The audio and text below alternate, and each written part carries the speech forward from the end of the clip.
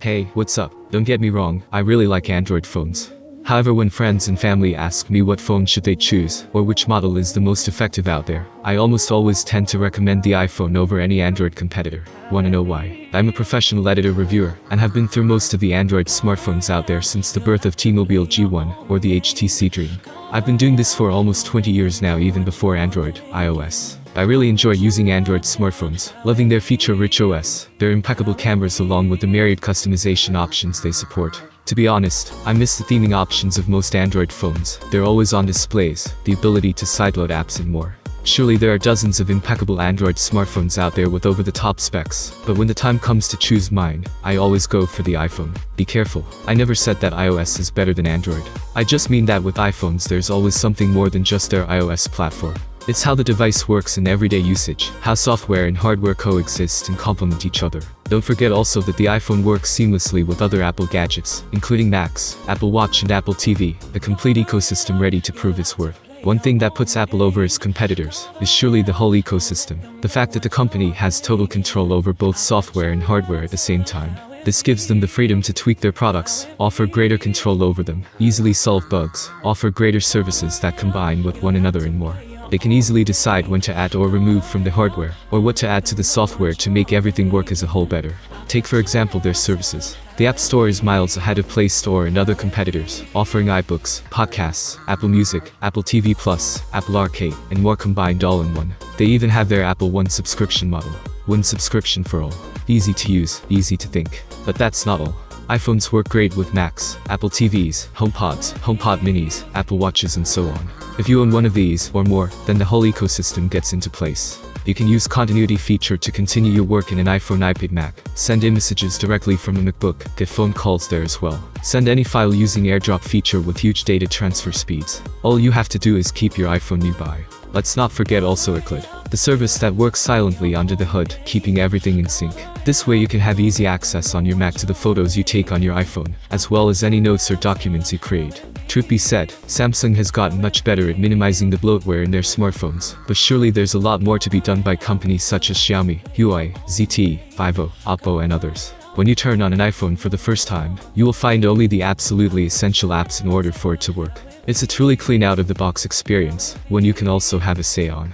After the launch of iOS 12, 3 years ago, any user can delete even most of those bareback essential applications, if he wants to. One way to pay and rule them all. Yes, there's Samsung Pay, but TBH, this isn't as popular as Apple Pay is all over the world. It's a quite simple method to use for any type of user. You just add your credit debit card in Apple's wallet, and you're ready to buy anything contactlessly. Just bring your iPhone close to the supported payment terminal at the checkout counter, and then double press the on-off button to pay. Authentication is being made either by Fast or using Touch ID in older iPhones. The Cupertino company also has its own credit card available in select countries, the Apple Card. It promises to improve your financial life by making it simple to track what you're spending where. There's also no hidden fees and daily cashback rewards. That's a huge reason not to avoid an iPhone. Apple has been providing, for the past year that is, more ways to protect our privacy, and the launch of iOS 15 iPadOS 15 made everything better. With the new update, iPhone, iPad also, users can protect their mail activity by hiding their IP in order to mask their location. Any remote content from an email message loads privately in the background, so it can't be used to track you.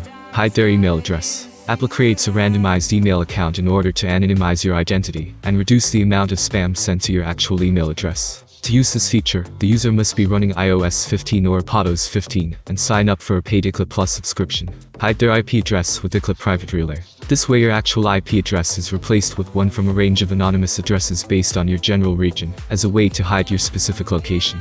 Track permissions for app developers. All app developers can track us and send targeted ads. Apple introduced a new feature that will prompt every user, if an app wants, to track him or her.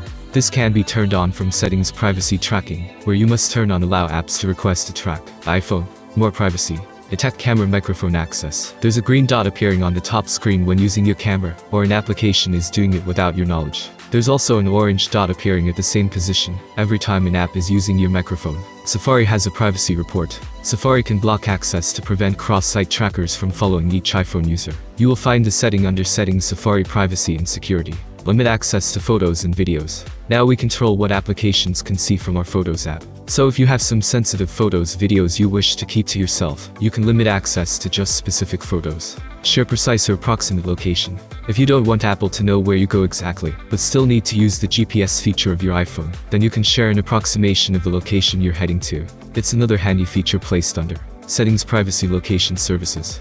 Surely Google Play Store has a zillion of apps. But if you're looking for a stable and more fluid version of the same app, then the App Store is your final destination. Most of the world's renowned developers choose iOS in order to launch their apps, and then they may head to Play Store. Take Fortnite for example, a game that took several months to leap from iOS to Android, and even then it was a Samsung exclusive. There are other apps as well, such as Super Mario Run, HQ Trivia, Monument Valley 2, Affinity Photo, Snapchat and more. This is going to hurt a bit those Android fanboys out there, but it's true.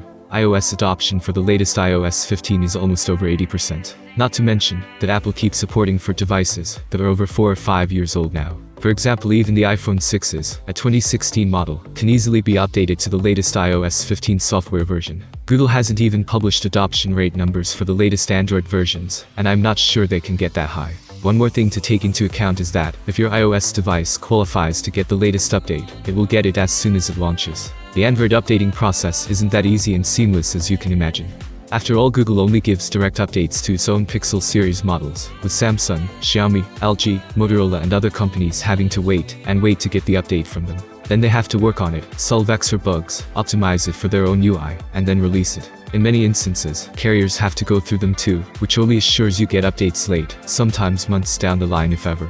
Also, if you want more videos like this, subscribe to the channel and leave your comments. Thank you for watching. See you soon.